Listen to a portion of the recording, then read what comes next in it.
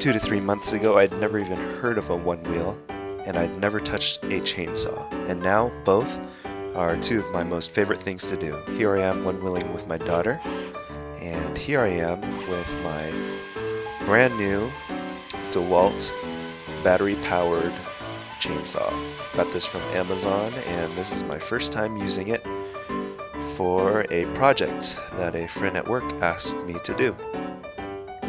So in a sec here, I'm going to talk about how these two hobbies of mine, one-wheeling and chainsaw carving, have some similarities. But before that, let's talk about this chainsaw. So, if you've seen my other chainsaw video, you know that I prefer electric chainsaws because they're quieter and I don't have to mess with fuels. My other chainsaw, the Makita, is a corded chainsaw. This DeWalt is a battery-powered chainsaw, so it's nice because it's wireless. It's easy to maneuver, and you can see it just cut right through this log. It's amazing. And in no time, I had split this log. And of course, after splitting a piece of wood like this, there's nothing like hopping on the Onewheel and going for a ride. There I'm just showing you the amount of battery left over after cutting that log in half, and there was a fair amount of battery. So here I am on my Onewheel, and let's talk about the similarities between the Onewheel and chainsaw carving.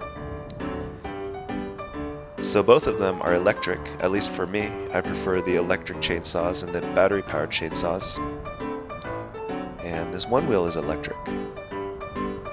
Another similarity, both can be very dangerous, so it is vital to wear your safety gear.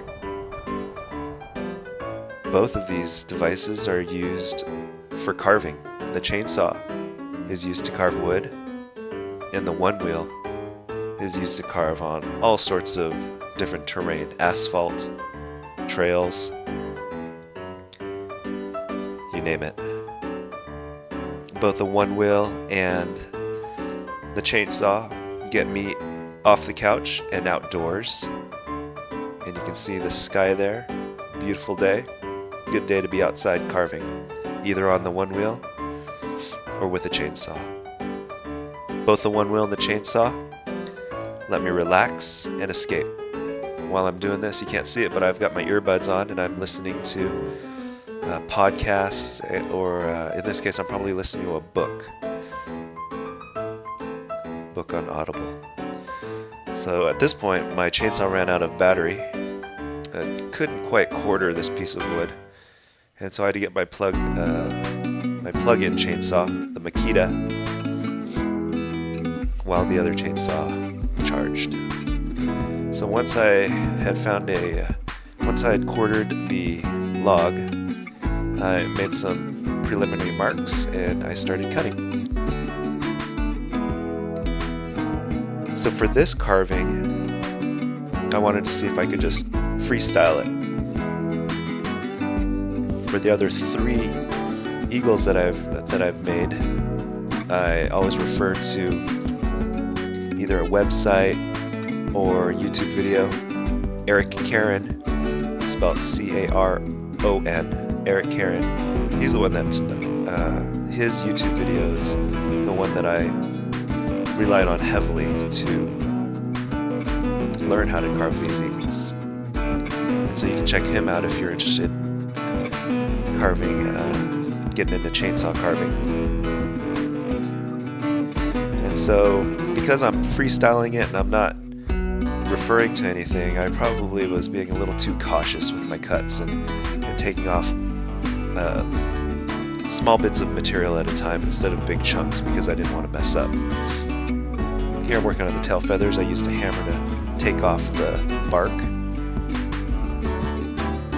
now I'm carving out the tail feathers. You can see the discoloration in the wood. It may be from nails or other things that maybe changed the wood, oxidized the wood as it was growing, but I think it adds character. So going back to my list, I think there's one more thing about the Onewheel and the chainsaw carving. one more thing they had in common, and that is both of them get me a lot of stares, and they make my neighbors and friends think I'm nuts. But I love them both. So at this point I'm using my angle grinder with a chainsaw attachment to carve out some detail.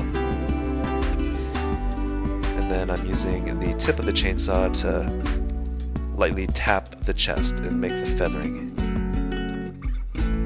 The chainsaw is very versatile. I say that it's dangerous, and it is dangerous, just like the Onewheel is dangerous, but as long as you have your safety equipment on, I've got my chaps, I've got my face gear,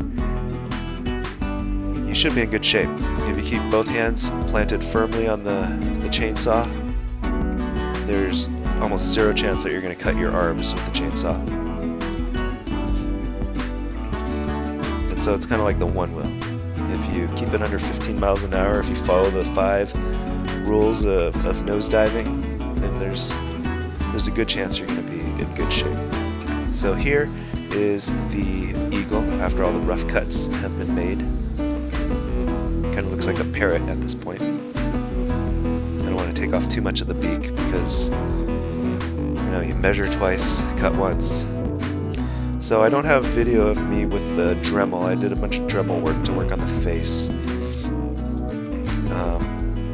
But after finishing the face, I took it back out, and now I'm working on the base. And in the background, every so often, you're going to see my son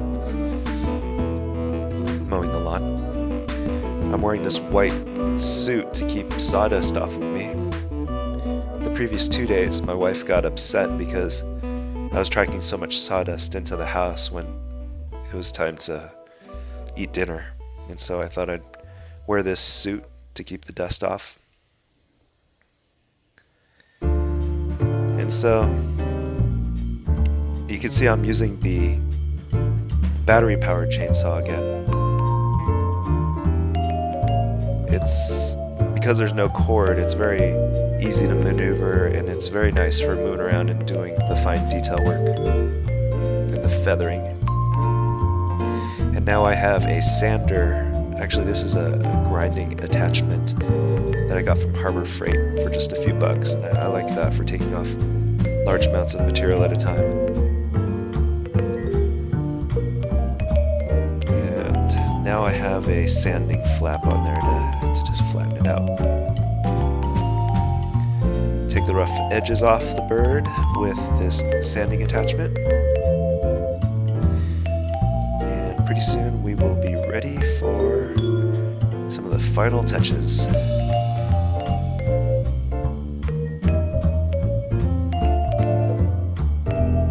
So in total, this project took me about 3 days, not working straight.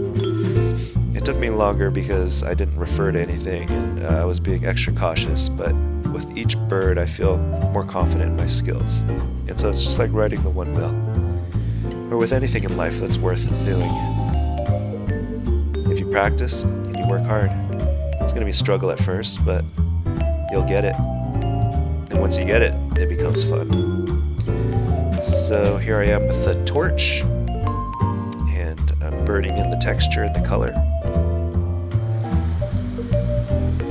Using the torch is very satisfying.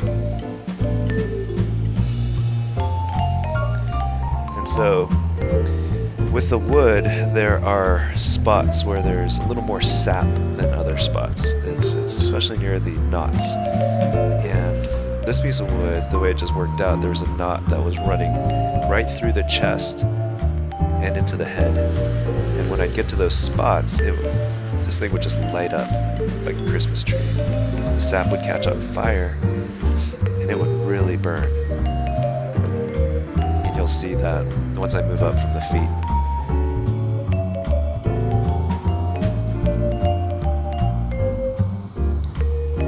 And so these imperfections, these cracks, I guess it could bother some people. For me, I think it adds character to the piece, and you can see it just burning right there. Eagle on fire. So once I'm done burning, and I use a wood burner to burn in the eyes and the nostrils. Once I'm done burning, I use a wire brush to put in the texture and take off the excess burnt material. Then I am writing in the name, which I will engrave out, and there is one eagle and a second eagle in the background. And there's the finished product. I hit it with some varnish spray. I just barely did that, so that's why it's still a little glossy in parts. But there you have it. A ton of fun making this eagle. A lot of fun. And of course, after carving with the chainsaw, it's time to go carving with my daughter on the Onewheel. Thanks for watching. Please like and subscribe, and I'll catch you in the next video.